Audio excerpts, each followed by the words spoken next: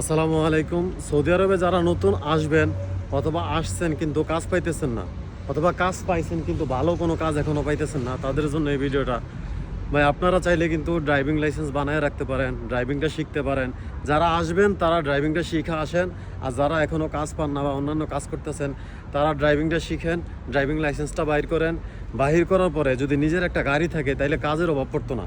আর নিজের গাড়ি যদি নাও থাকে তাহলে অনেক ভালো ভালো কোম্পানি আছে যেগুলোর ভিতরে আপনারা কাফেলা হইতে পারবেন কোনো ঘুষ ছাড়া।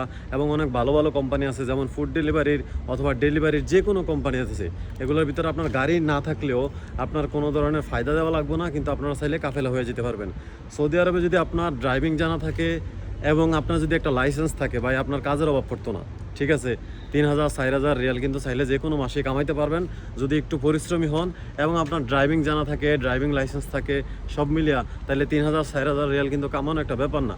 তো এই কারণে বলি যে অন্তত একটা এক্সপিরিয়েন্স রাখেন, ড্রাইভিং লাইসেন্সটা এবং ড্রাইভিংটা শিখা রাখেন, ড্রাইভিং লাইসেন্সটা বানায় রাখেন, তাইলে কাজের অভাব পড়তো না ইনশাআল্লাহ।